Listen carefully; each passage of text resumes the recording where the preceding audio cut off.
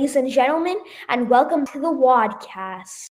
The Wadcast is a podcast where I, Woland, speak to dynamic individuals from all over one of the world's strangest hobbies, micronationalism. Today with me, I've got my assistant host, James. Say hello, James. Hi guys, it's James. All right, wonderful. Today we're just going to give you a little primer of the Wadcast. So I think that we should begin by explaining both of our backgrounds in micronationalism. James, you first. Thank you, Wolin. So, this is actually the third micronational podcast I've been on. And I think I've made this intro like 30,000 times now. So it's kind of memorized now. So anyways, actually, now it's really great that I have my great friend Roland here, because Roland, without him, I 100% would have no position within the micronational community within my Nation Desert District whatsoever. So, I believe we were in fourth, fifth grade when we collectively discovered, I believe him before me, the Principality of Sealand, which is arguably the most well-known micronation. You could argue Molossia, some others. Anyways, and that's what kind of got us started. And then we kind of learned some more through something that isn't necessarily micronations, but sort of related to that idea of wishing one had a sovereign state, with nationstates.net, founded by Max Berry, who's a really interesting figure. And I think that's what kind of led us to schoolyard micronations, which I found really, really fascinating and kind of enjoyed. I can admit they weren't mature in the slightest. We had petty wars where one time I paid people 50 cents to switch sides in the war, and it helped us win. So obviously it's not the most mature, but it was quite fun, and I don't think I would be where I am within micronationalism without that. So I'm quite grateful for that. That's about it. Right, of course. I'll give a bit of my background in micronationalism. Yeah, it's a lot like James said, given that we sort of discovered the hobby together. We were both very political kids and we're still very young. And that ideal of having your own nation, being able to control it how you wished, I feel like that struck something in us. And, well, here we are today. I was re-entered into the hobby thanks to James. Thank you for that. And currently we're in the MicroWiki sector, and all is well.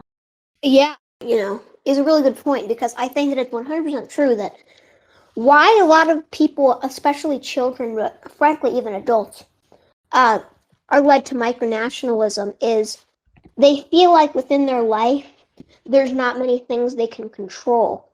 So feeling like not only they have something they can control, but something that's literally a sovereign nation is really validating for some people and really makes them feel like they're not just a powerless speck on the spinning rock that is Earth, if that makes any sense. Real psychotherapist, ain't ya? Damn straight. Anyway, so we just wanted to talk a bit about micronationalism, some general trends in it as an introduction to the dynamics of the Wadcast, right, James? Yeah. Yeah, basically. So the first thing that we're going to be discussing today is making a good micronation. James runs a relatively successful micronation, Desert District. James, do you have anything to say on this topic? There's not much to say. I'm really proud of where Desert District is. I'm gonna be very honest and say that we've struggled to become incredibly influential in the MicroWiki community, and I think there's one significant reason for that. And that is that our culture, due to me going to school with a lot of people in the government and just non-governmental citizens, has made it so that our culture has really developed in person and not online, which means that our influence online is very sparse due to the fact that the culture is primarily developed online. And that's an excellent point because you can see this all over the wadcast. Me and James, we went to school together, and that's how I was reintroduced into the MicroWiki sector through James. Yeah, you see, a lot of us think of the MicroWiki community as, a center of micronationalism. That's not necessarily wrong, but, so many people have things that they consider, sovereign nations that are 100% micronationalism, even if you don't want to call it micronationalism. And it's not really been observed. I think that I believe it was the Philippines last year or so. A lot of people in this community were shocked to discover a bunch of entities that were, micronations. They wouldn't really call micronations, but they were, Practical micronations. Like when it came to what they were, them considering themselves sovereign, them having positions, they were micronations. And I think it's really interesting and really good thing for people in this community to kind of explore and see not just simulationism, but true micronations that can be found outside of this community. Right. Simulationism, because it's sort of a dirty word within the MicroWiki sector, simi. You're a simulationist. I'm sure you're a wonderful person, but you sort of clash with the culture of the sector. Is that right? Yeah. So back onto the topic of crafting a micronation. How long have you been in the sector, James? This sector, MicroWiki. Jeez, feel like yesterday, but it was mid-July, and now it's mid-April, so July, August, September, October, November, December, January, February, March, April. 10 months? Christ almighty. And in those 10 months, Desert District is doing well. What do you think that you did to set you apart from other micronations? I think that I developed a really close bond with some of my best friends. Are the reason that Desert District is where it is today, which is relatively developed, especially relative to what it was before.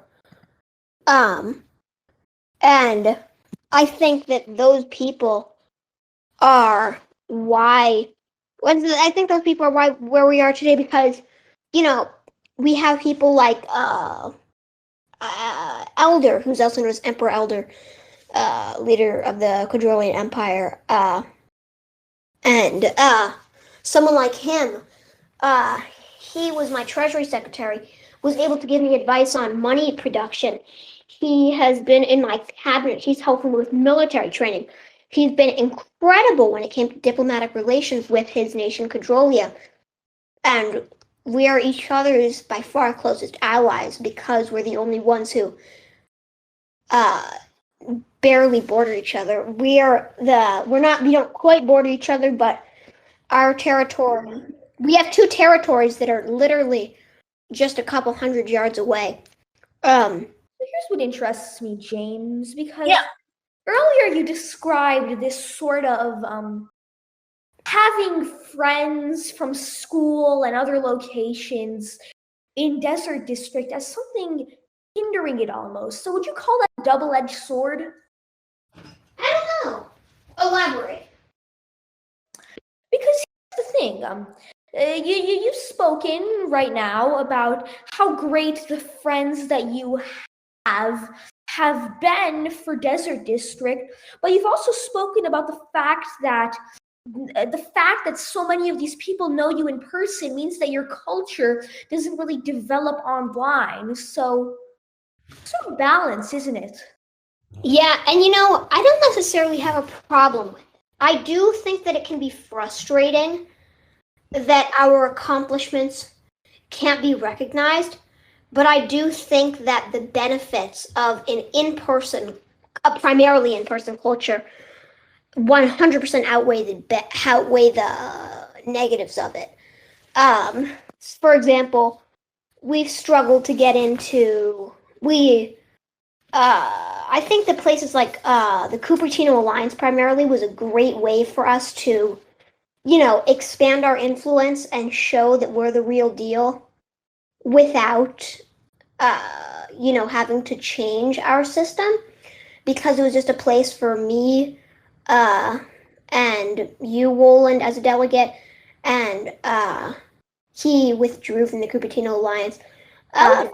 Personal reasons, yeah, Elder, and has been replaced since. But he was very helpful with that, and now, and I think that, and even more recently, we've achieved observership in the Grand Unified Micronational, which is just such an honor because there's such a huge part of this community, and to have a part in that, despite the struggles we've been through with me resigning because of just personal and mental health struggles, to me coming back and really just trying to, Desert District was very frankly a different place under Libestino's leadership, and it was not a bad place. I actually really think that Libestino did quite a good job with what she had, with such a divided, confused nation. And right.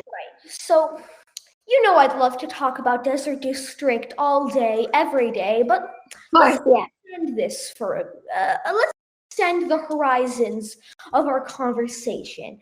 What lessons do you think that new micronationalists can take from Desert District's formative months, both good and bad?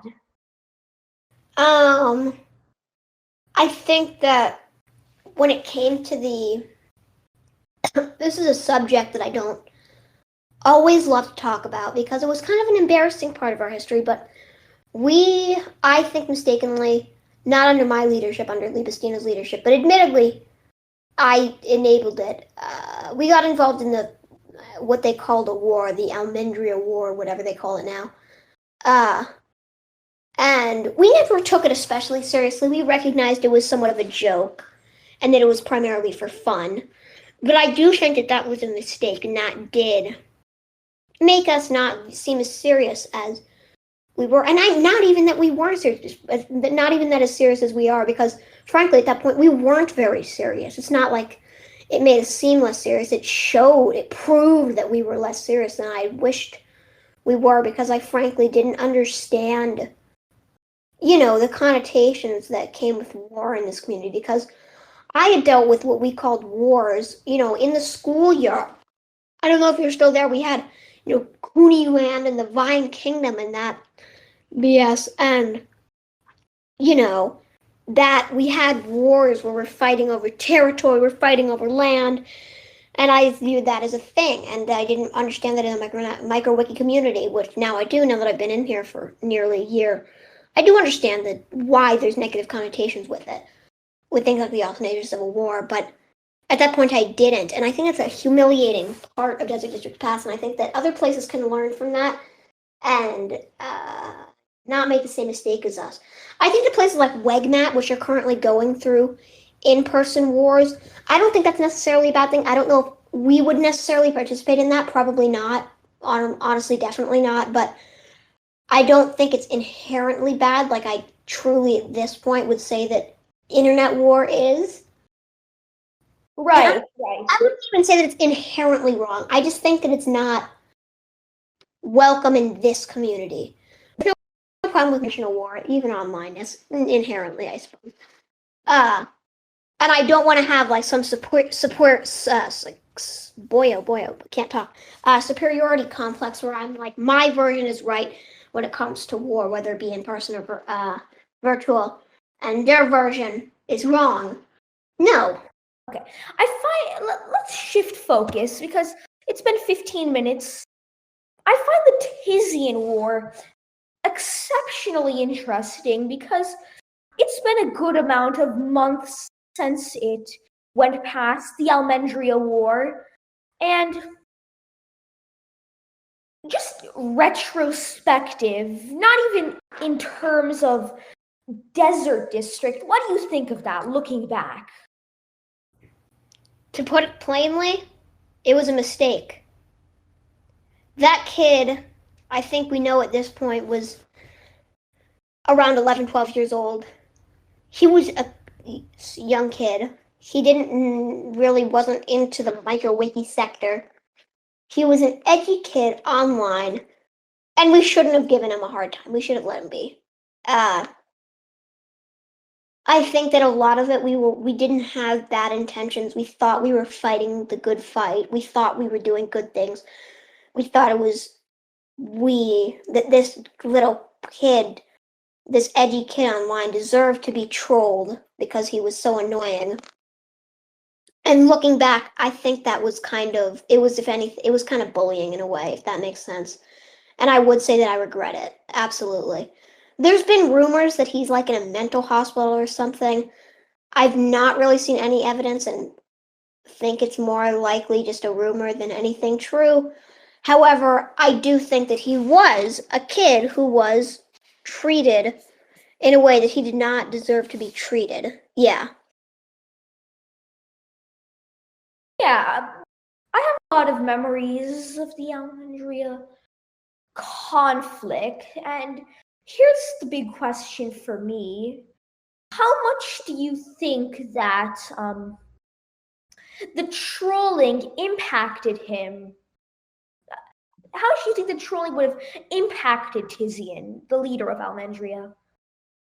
It probably was not good for his mental health, understandably, and that was a mistake on our part. We should have tried to realize that this micronations, some people don't view it as a hobby, but if you were participating in that war, you probably simply viewed it as nothing more than a hobby. Then it was at that point for those people nothing more than a hobby. And I think some people kind of got lost and kind of took it to a level that was not appropriate. And they just got way ahead of themselves. And I think that probably was very difficult for the leader of Almendria. And I don't know what much more there is to say. It was a mistake. Looking back on that, do you feel that your sentiment of that it was a mistake, do you feel that sentiment is common, or would you just say that it's a personal view of yours after having grown and matured in I think it's 5 months since the war? I think it's been more than 5 months. But wait, it was what? I missed what you asked. Do you think that among the participants that there's this agreement that it was a mistake, or that's just a you thought? I do think that there's a pretty well-known consensus that it wasn't. I know Sertor Valentinus, Micronationals, has said it was a mistake. I know probably to a lesser extent, but a lot of people, even Toes, have said that they should not have taken it as seriously as they did. Some people have it was outright wrong. Some people said certain elements of it wrong, but just overall, the consensus seems to be different versions of there were mistakes made. And I feel like this is a microcosm of this big debate that's been going on over the internet for years, and that's the debate of is trolling fine? Because in the early 2000s, you had Chan culture, 4chan, laughing at Chris Chan, the Kiwi farms propped up. Trolling is very much a part of the internet, and a lot of and now the internet's sort of been moving away from that mentality of if someone's annoying, we can harass them. Do you think that trolling is inherently wrong?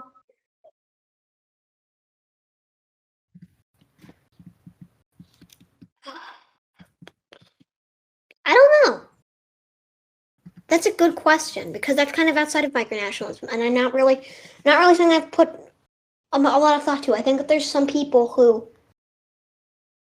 have committed bad things, bigotry in general. And I don't know if trolling is a good response. I don't think that's necessarily going to stop them. So it's probably not an effective way of stopping them. But at the same time, I don't really have sympathy for them in the same way that I would for an 11-year-old kid in a micronational war, if that makes any sense. So you think that a lot of it was Tizian just being this edgy kid and Toes and the other participants going too far? Yeah, including myself, I went too far. That's interesting. I feel that we've basically run the breadth of the Almendrian War topic.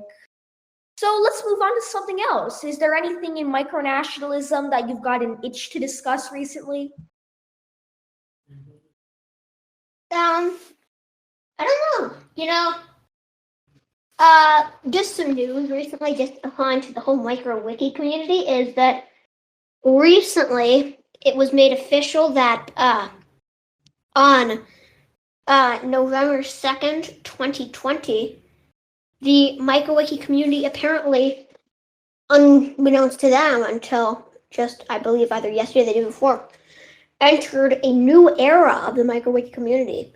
And not just a section of the era, they entered an entire new era. The Discord era, or whatever it was called, something about Discord, is over. And we're in a new era that is it's going to be led by the most prominent new face, I'd say, that's being seen so much in this new era is Jack Dean.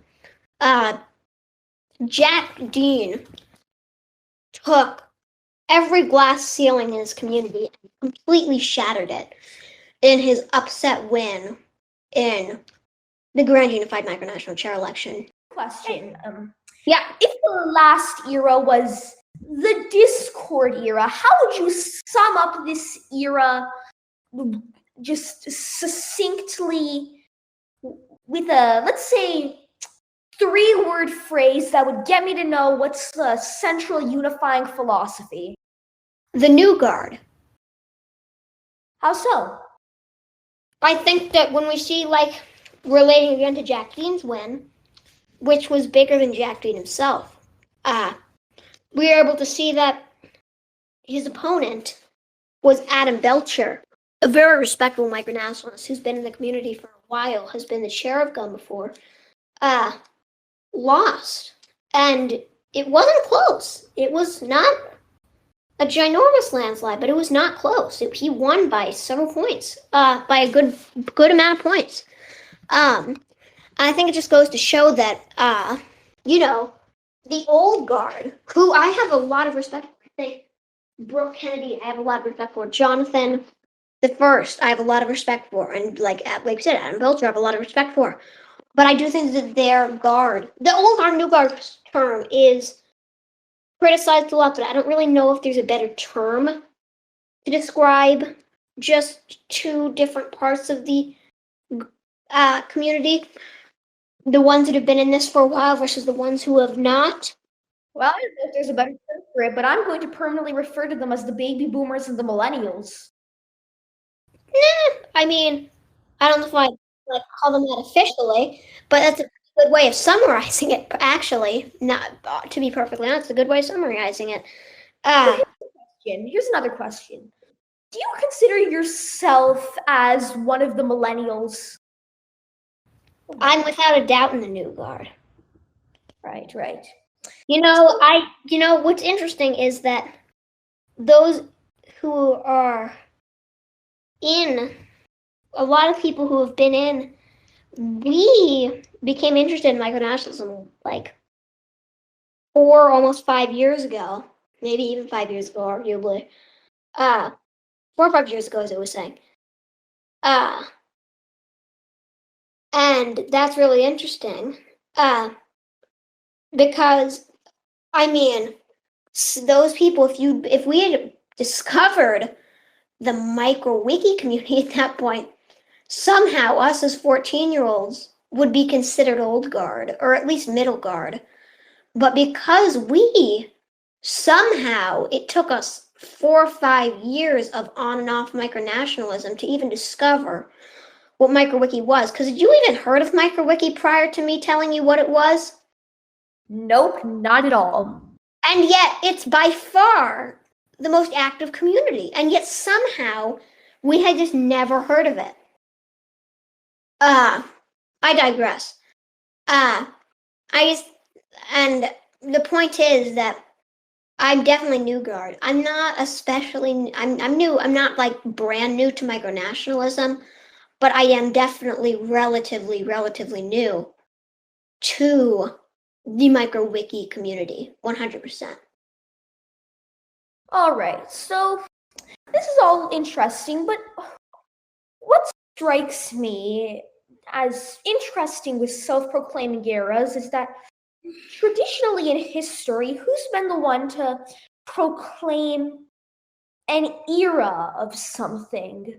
Historians. And how do you think that, not historians, but future MicroWiki denizens looking back on what you would call the Discord era, how would they view it?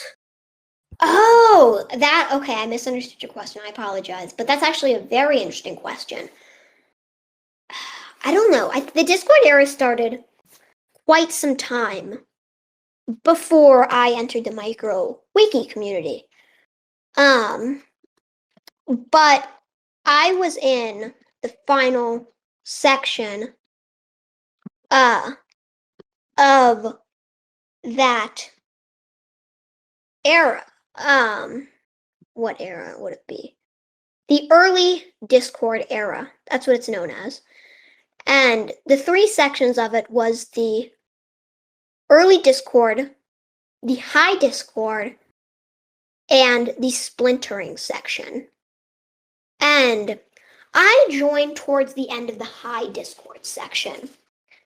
And that point had a lot of issues. I'm not going to name the individual for obvious reasons, but just, I believe, 2 months before my entering in the community, there was an incident where a person who presented a danger to members of the community was expelled in disgrace from this community. I'm not going to name him, I'm not going to give any more details for obvious reasons. And that had a significant impact on this community about who was in our community, about more gatekeeping and, trying to protect minors in this community became an even bigger point of discussion that was going on up until my joining, that was around April.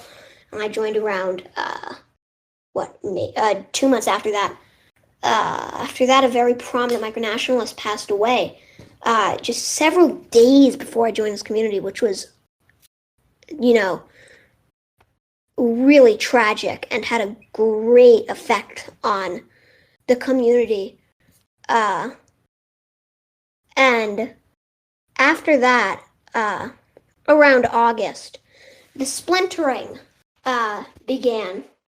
And I remember that point of the community. And I think splintering is a perfect way to describe what was going on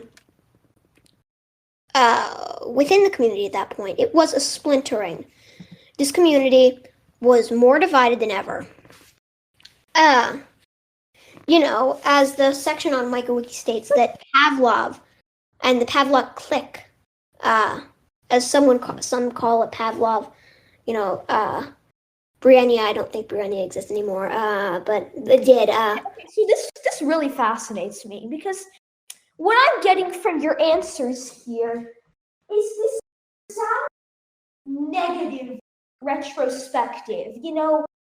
People dying, getting expelled out of the community in disgrace, a great splintering, different cliques popping up through this. Would that be accurate, or am I misunderstanding your words? No, it was a very difficult.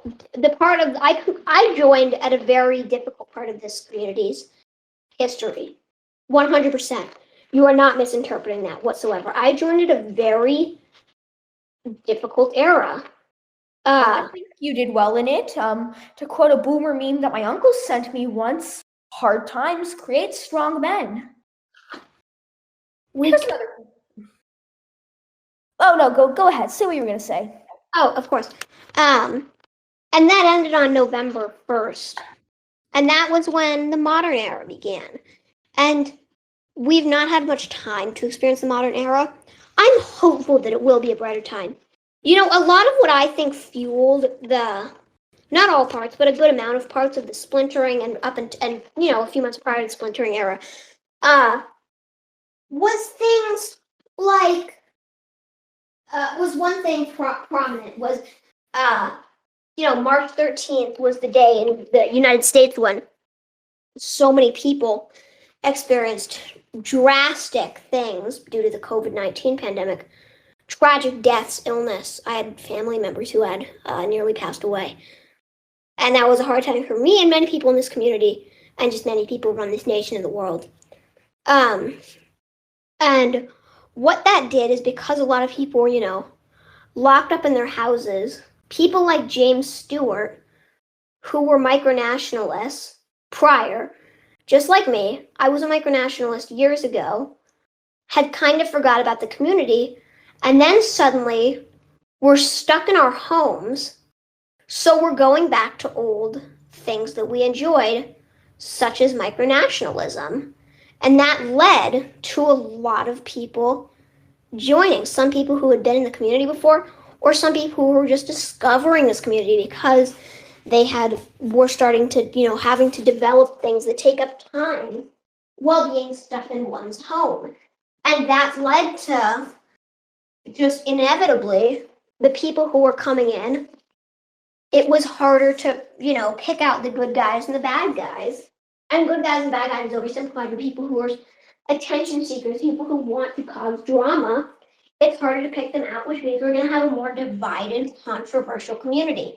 So the COVID pandemic definitely did have a part of this. And I'm hopeful that as we kind of are starting, especially in the United States, which is getting hit the hardest of any country in the world, we're starting to see the light at the end of the tunnel, that hopefully, now that it's going to end, most likely by hopefully the end of summer or so, maybe a little after, that hopefully that sort of thing of people being bored and feeling the need to do foolish things, well, I might hope, will end.